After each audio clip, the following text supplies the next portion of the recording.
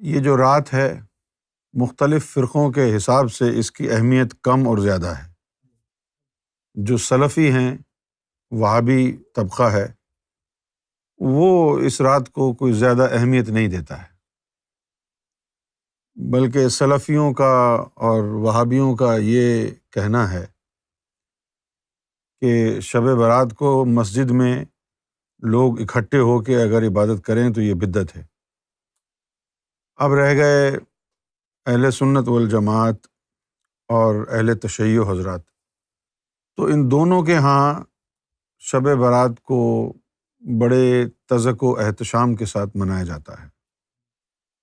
اہل سنت والجماعت کے ہاں تو اس کو بطور شب برات ہی منایا جاتا ہے، لیکن جو اہل تشیع حضرات ہیں وہ اس کو شب برات کے طور پر بھی مناتے ہیں، اور اس کے علاوہ ان کا یہ گمان بھی ہے کہ 15 شعبان یوم ولادت امام مہدی ہے، تو وہ ان دو نسبتوں سے اس کو مناتے ہیں۔ وہ یہ سمجھتے ہیں کہ 15 شعبان جو ہے وہ یوم ولادت ہے امام مہدی علیہ الصلوۃ والسلام کا۔ ایران میں اس کو نصف شعبان کہا جاتا ہے، 15 تو مہینے کا آدھا ہے نا، یہ نصف کا مطلب ہوتا ہے آدھا، چونکہ مہینے کا آدھا ہے، یہ 15 تاریخ ہے، لہٰذا وہ اس کو کہتے ہیں نصف شعبان۔ اور جو سلفی ہیں ان کا کہنا یہ ہے کہ شب برات کے حوالے سے جتنی بھی احادیث آئی ہیں وہ ساری کی ساری ضعیف ہیں۔ ان کا یہ کہنا ہے کہ ایک بھی مستند حدیث نہیں ہے جس سے شب برات کی اہمیت اور فضیلت ثابت ہو، جبکہ واقعہ یہ ہے کہ شب برات کے موقع پر نبی کریم صلی اللہ علیہ وآلہ وسلم جنت البقیع گئے، اور وہاں آپ نے مختلف قبور پر فاتحہ بھی پڑھی، لیکن سلفی یہ کہتے ہیں کہ وہ تو ایک ہی دفعہ حضور کا عمل ہے، ہر شب برات کو تو نہیں گئے، اس لیے یہ بات کمزور ہے۔ لیکن جو اہل سنت والجماعت کے جو لوگ ہیں وہ سمجھتے ہیں کہ یہ بڑی اہم رات ہے، اور اس کی اہمیت اور اس کی حساسیت کا اندازہ کرتے ہوئے اہل سنت والجماعت کے جو لوگ ہیں وہ ساری رات عبادت میں گزارنے کی بات کرتے ہیں۔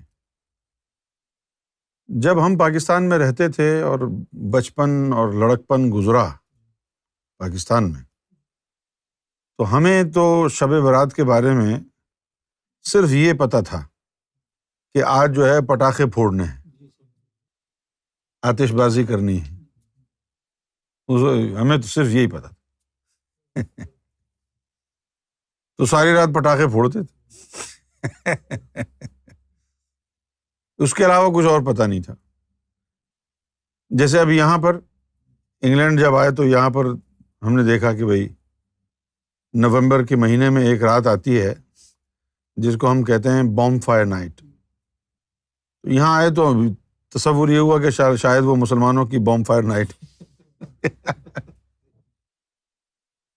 تو کہا یہ جاتا ہے کہ اس رات کو عبادت میں گزارنا چاہیے، اور اس کی وجہ کیا ہے کہ یہ جو رات ہے اس میں اللہ تعالیٰ فیصلے فرماتا ہے پورے سال کے۔ آپ کو معلوم ہے نا کہ عالم برزخ میں سجیین ہے، علیین ہے، تو وہاں پر لوگ وقت گزار رہے ہیں اپنا۔ تو جو سجیین میں ہے ان میں سے کچھ لوگوں کی جو ہے وہ اللہ تعالیٰ رہائی کا حکم دے دیتا ہے۔ احادیث میں جہاں جہاں آیا ہے جہنم سے رہائی، تو آپ سمجھ جائیں کہ وہ جہنم نہیں ہے، وہ سجین کی بات ہو رہی ہے، کیونکہ جہنم میں اور جنت میں لوگ تو یوم محشر کے بعد جائیں گے، ابھی کہاں سے جائیں گے جہنم میں۔ تو جہاں جہاں بھی جہنم کی بات ہو رہی ہے کہ جہنم سے رہائی ہو گئی اور یہ ہو گیا، تو وہ اس سے مراد یہی ہے کہ وہ عالم برزخ میں جو مقام سجین ہے، جس کو جیل کہا گیا ہے، جس کو قید خانہ کہا گیا ہے۔ عربی زبان میں سجن کا مطلب ہوتا ہے جیل، پرزن، قید خانہ، اور سجین جمع ہو گئی کہ کئی ہیں۔ یہ حدیث میں آپ کے سامنے پڑھ کے سناتا ہوں۔ یہ حدیث آئی ہے التغریب والترہیب۔ Doubtlessly, God surrounds everything on the 15th night of Shaban with His mercy.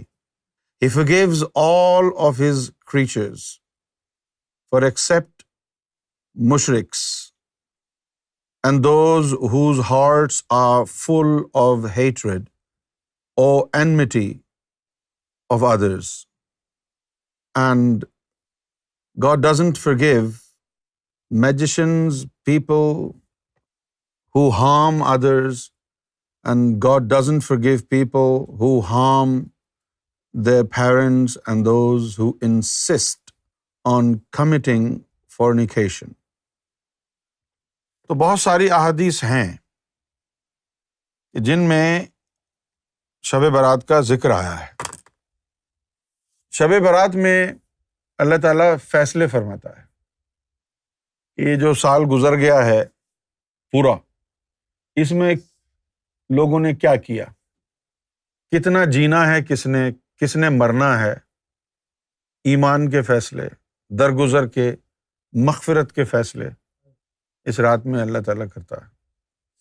اس رات کے حوالے سے جو میرے پاس سب سے بڑا ثبوت ہے اس رات کی حقانیت کا، وہ یہ ہے کہ میں نے خود سرکار گوھر شاہی سے سنا ہے۔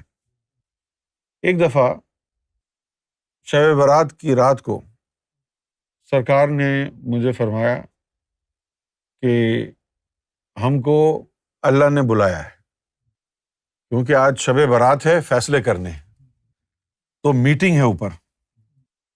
ہم نے خود براہ راست جب سرکار سے یہ سنا ہے کہ اس رات اللہ فیصلے کرتا ہے، اور اللہ تعالیٰ نے اس میٹنگ میں مدعو کیا ہے کہ آپ بھی تشریف لائیں، فیصلوں میں حصہ لیں، تو پھر اس رات کو کیسے جھٹلایا جا سکتا ہے؟ جن کا کوئی والی وارث نہیں ہے، جن کا کوئی مرشد نہیں ہے، جن کا سرکار گوھر شاہی سے تعلق نہیں ہے، تو ان کا تو سارا دار و مدار کتاب کی باتوں پر ہے، حدیثوں پر ہے۔ اب نہ جانے کون سی حدیث سچی ہے، کون سی جھوٹی ہے، واللہ عالم بالصواب۔ کون کہہ سکتا ہے کہ یہ سچی ہے، یہ جھوٹی ہے؟ لکھنے والے لکھ گئے، اب آپ سر دھنتے رہیں۔ کیا کسوٹی ہے آپ کے پاس؟ آپ کو تو ہمت بھی نہیں ہونی چاہیے کسی حدیث کو جھوٹا کہنے کی۔ کیوں نہیں ہونی چاہیے؟ آپ کو تو اتنی سمجھ نہیں ہے کہ آپ ہدایت پر ہیں یا نہیں ہیں۔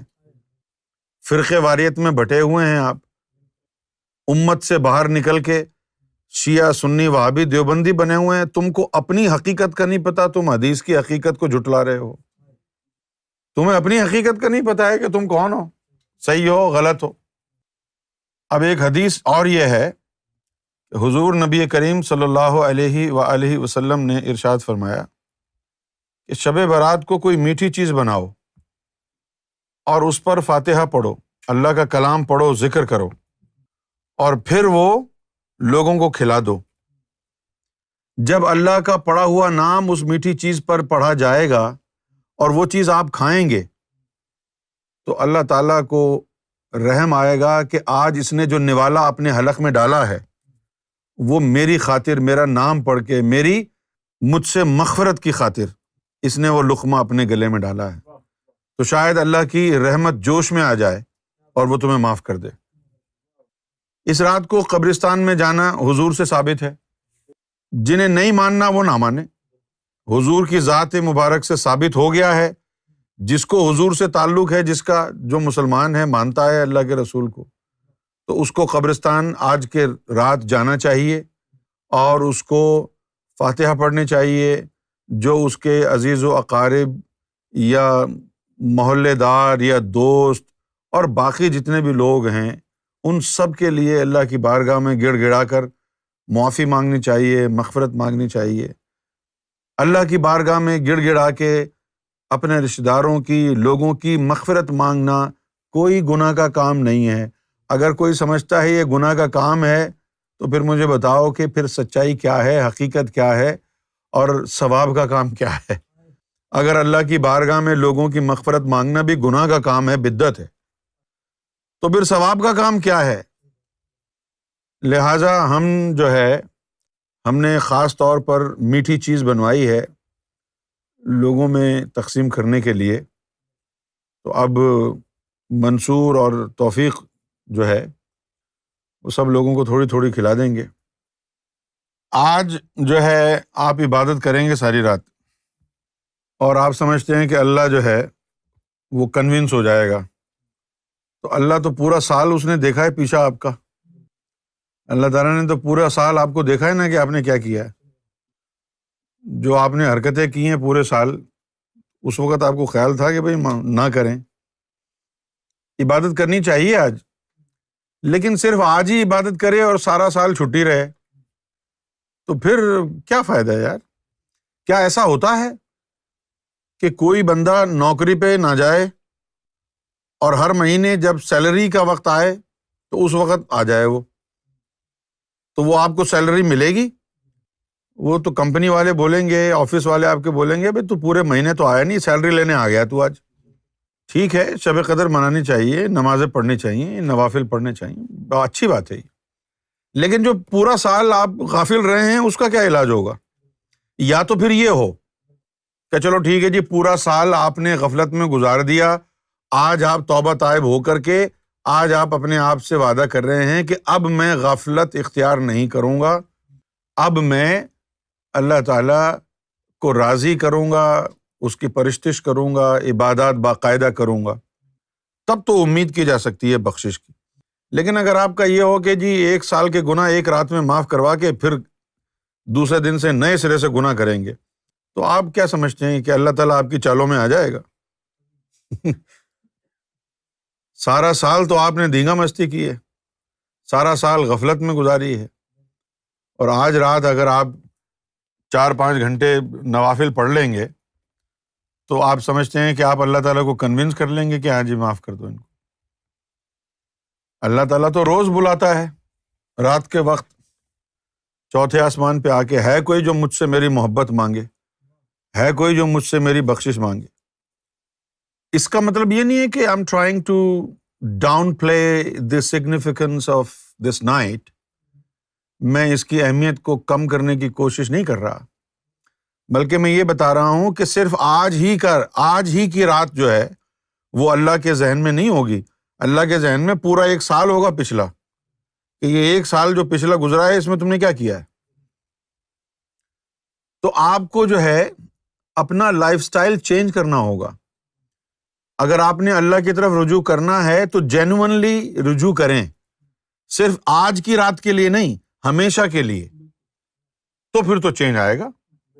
اللہ تعالیٰ سے اگر کوئی توبہ کرے اور اس بات کا اعادہ کرے کہ آئندہ وہ ایسی زندگی نہیں گزارے گا، گناہوں بھری، غفلت بھری زندگی، تو اللہ غفور رحیم ہے، معاف کر دے گا اللہ تعالیٰ۔ اللہ تعالیٰ کے لیے تو معاف کرنا بڑا آسان ہے۔ روزانہ اس دنیا میں خاص فرشتے آتے ہیں، اور جب وہ واپس لوٹ کے جاتے ہیں تو اللہ تعالیٰ ان سے پوچھتا ہے کہ تم نے دنیا میں کیا خاص چیز دیکھی؟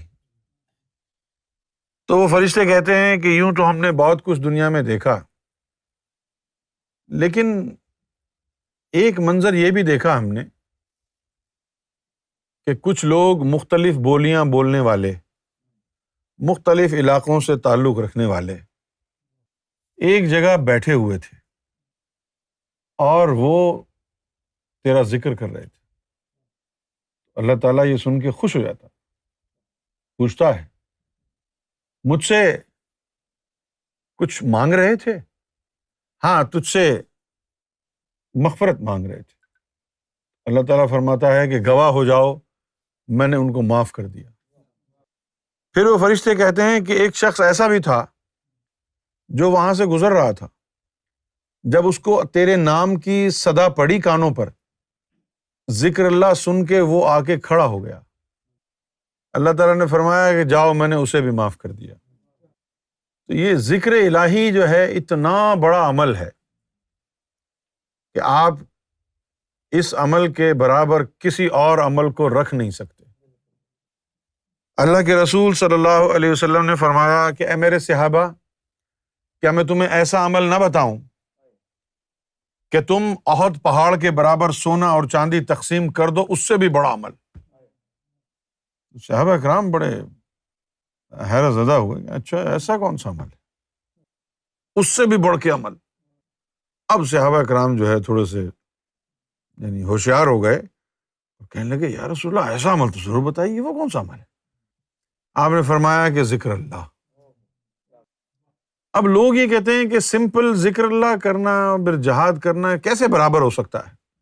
بالکل برابر نہیں ہے، بالکل نہیں ہے برابر۔